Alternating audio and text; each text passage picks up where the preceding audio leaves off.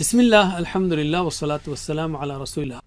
When we enter toilet, we should say Bismillah, in the name of Allah, and Allahumma inni a'udhu bika min al-khubuthi wal khaba'ith. That is, O Allah, indeed I seek refuge in you from the male evil jinns and the female evil jinns. Let's take word for word. Allahumma, O Allah. Okay. Inni, indeed I. Innahu, indeed he. Innahu, innahum, innaka, inni. Okay. A'udhu, I seek refuge. Bika, in you. Min is from al-khubuth. What is al-khubuth? Male evil jinns. Khabith is singular. Khabith means evil jinn, referring to evil jinn.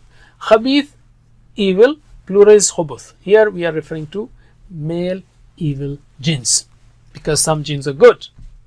Okay, jinns, they have believers and non-believers also. Wal khaba'ith, and the female evil jinns. Khabitha is feminine. Khabith, khabitha. Plural of khabitha is khaba'ith. Okay, so khubuth wal khaba'ith means male evil jinns and the female evil jinns. According to the Quran, humans cannot see the jinns, but jinns see humans. Devils, that is evil male and female jinns, usually stay in places that are unclean. These devils try to harm those who visit such places. If Bismillah is recited before entering washrooms and toilets, then a barrier is placed between jinns and us, and they are not able to see us. This is according to hadith. There are two types of filth in toilets. The first type is the waste, the stool and the urine.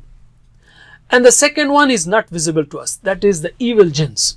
This dua helps us in seeking refuge and protection in Allah from both types of filth. Please visit understandquran.com for our courses on Read Al-Quran, Learn Tajweed and Understand Al-Quran, and for one-to-one learning. Jazakumullah khair. Wassalamu alaikum.